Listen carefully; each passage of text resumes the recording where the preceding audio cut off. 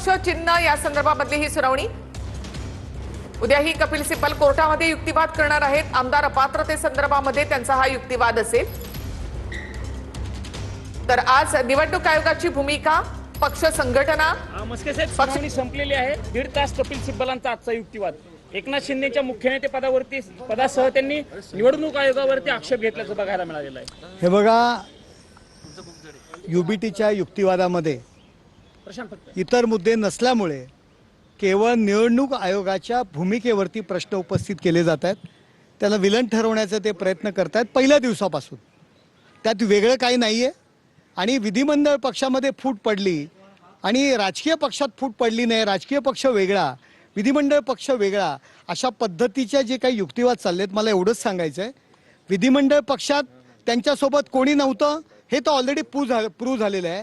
परंतु राजकीय पक्षामध्ये, संघटनेमध्ये 90% वरती आमदार, विविध जिल्हा प्रमुख असू द्या, नेते असू द्या, उपनेते असू द्या, शाखा प्रमुख, विभाग प्रमुख, अंगीकृत संघटनेचे सर्व पदाधिकारी, अध्यक्ष, युवा सेना असेल, हे सर्व पदाधिकारी आणि कार्यकर्ते एकनाथ शिंदे साहेबांच्या नेतृत्वाखाली काम करतायत। त्यांचं नेतृत्व त्यांनी स्वीकारलेलं आहे।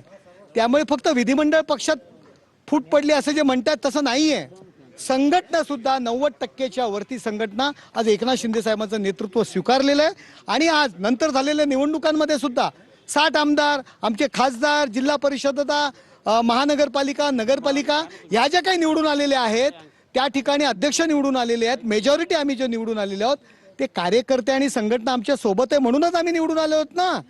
का फक्त लोकप्रतिनिधीच्या जीवावर नाही निवडून आलो, कार्यकर्ते, पदाधिकारी आमच्या सोबत आहेत म्हणून आम्ही निवडून आलेलो आहोत। यांच्या सोबत नव्हते म्हणून यांची ही अवस्था झालेली आहे। एकनाथ शिंदेची पावलं निवडणूक आयोगाच्या तत्वांना धरून नाहीयेत। एकनाथ शिंदे यांची पावलं निवडणूक आयोगाच्या तत्वांना धरून नाहीयेत, हा सिब्बलांचा दावा करत असतात। हे बघा, सिब्बल बोलत असताना आपण पाहताय की युबीटीचे जे काय आता उरलेले शिल्लक, सध्या स्थितीला जे काही शिल्लक खासदार आहेत, ते कशा पद्धतीने चेहऱ्यावरती भावना निर्माण होत आहेत आणि त्या भावना निर्माण होण्याकरता त्यांना थोडंसं मनामध्ये काहीतरी बाबा आम्ही जिंकू ही भावना निर्माण होण्याकरता माननीय सिब्बलजी बोलत आहेत, ते खुश होत आहेत।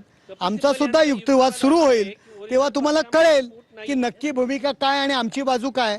आमचे वकील जेव्हा बोलायला लागतील तेव्हा तुम्हाला कळेल। निवडणूक आयोगाकडे अधिकार नव्हता, निवडणूक आयोगाने आधी ठरवलं होतं निर्णय काय करायचा आणि मग त्यांनी सुनावणी घेतली आणि दुसरं त्यांनी म्हटलं की बेकायदेशीररित्या यांना मुख्यमंत्री केले। हे बघा, अशा पद्धतीने निवडणूक आयोग ही सुद्धा एक स्वायत्त संस्था आहे, एक निर्णय देणारी संस्था आहे।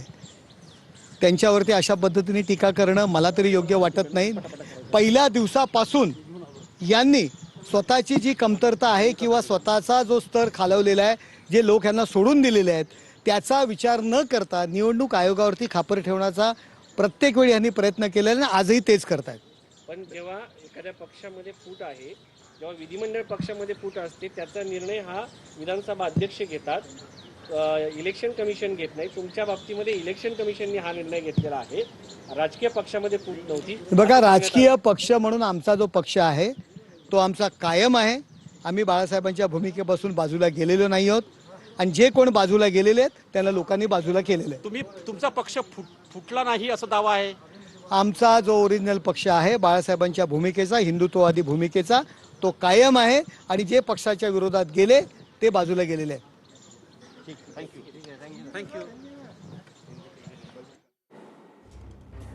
तर निवडणूक आयोगावर टीका करणं योग्य वाटत नाही असं नरेश म्हस्के यांनी म्हटलेलं आहे। लोक सोडून गेले याचा विचार न करता आयोगावर खापर फोडलं गेलं असं म्हस्केंनी म्हटलंय। निवडणूक आयोगावरती टीका करणं योग्य नाही, राजकीय पक्ष आमचा कायम असल्याचं नरेश म्हस्के म्हणतायत। तर शिवसेना पक्ष आणि चिन्हा संदर्भातली आजची सुनावणी संपलेली आहे आणि त्यानंतर आता उद्या